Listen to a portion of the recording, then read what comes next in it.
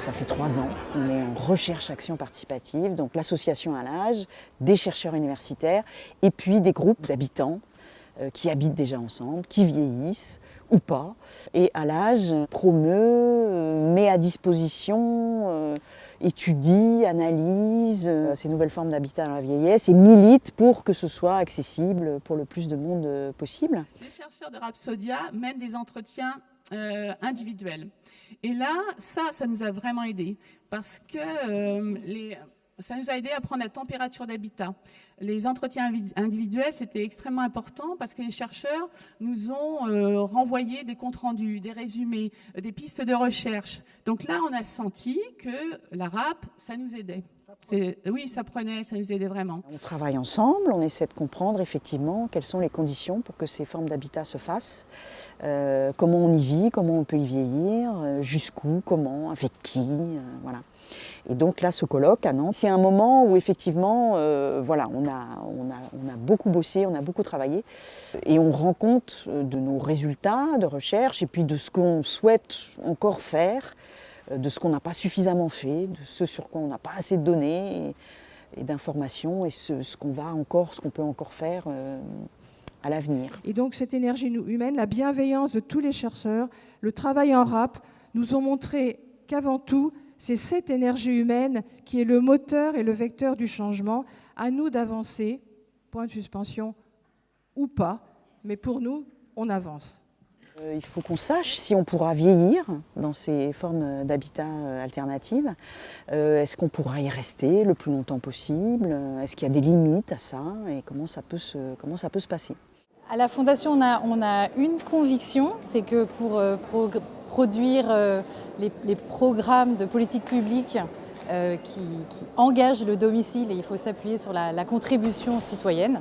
Alors notre association est nationale, reconnue d'intérêt général, et elle s'est donnée pour objectif de créer les conditions et les dispositifs propices au bien vieillir des seniors sans soutien familial, des seniors LGBT et des seniors vivant avec le VIH. La promesse, c'était de chercher autrement, et chercher autrement de deux manières, à la fois en étant vraiment tourné vers l'action et puis en allant puiser dans justement ce que les citoyens avaient à dire, les citoyens habitants engagés dans ces projets. Et donc la promesse est, je trouve, magnifiquement tenue.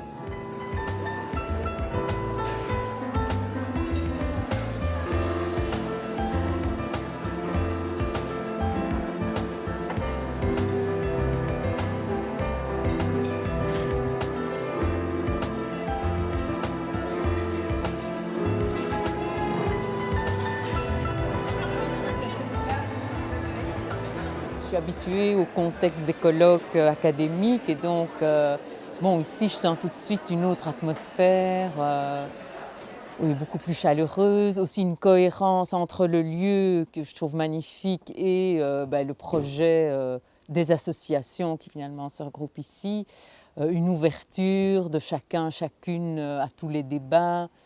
Aux rencontres, donc ça, il y a évidemment quelque chose de très séduisant, enfin à mes yeux en tout cas, dans l'atmosphère. Pour moi, cette journée nous ressemble, elle ressemble à ce qu'on est, à qui on est, collectivement, individuellement aussi, on voit qui on est, et puis à ce qu'on fait aussi, ce qu'on a fait ressort pour moi d'une bonne manière, vraiment comme une rhapsodie, comme il a été dit, les morceaux qu'on assemble,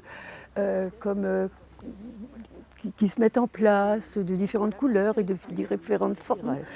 Et ceci est possible parce que, comme je l'ai dit tout à l'heure, en Allemagne, on ne fait pas de différence entre l'habitat inclusif et l'habitat participatif comme chez nous.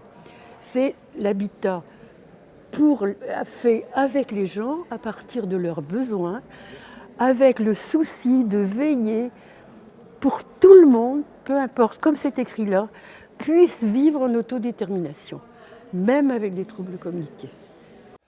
Moi, ça me plaît beaucoup parce qu'il y a des échanges, y compris, on pourrait dire, une certaine controverse qui pourrait naître de ce qu'on a entendu aujourd'hui. Mais aujourd'hui, je trouve qu'en France, on manque de controverse. On manque de débat autour de cette question-là, autour de la question notamment du vieillissement, que la France considère comme une catastrophe, alors que pour moi c'est une chance. Voilà.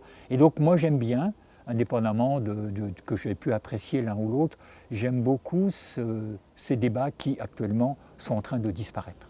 Est-ce que justement la recherche n'est pas quelque chose qui permet d'accompagner le vieillissement pour accompagner les luttes ?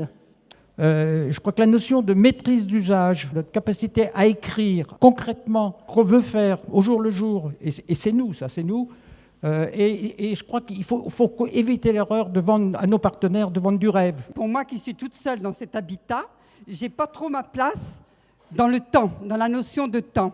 Et je trouve que dans l'intergénérationnel, il faut y faire très attention à ça, à l'équilibre entre les âges, parce que sinon, on se retrouve très vite seul. Beaucoup des prises de parole, je les ai trouvées très authentiques.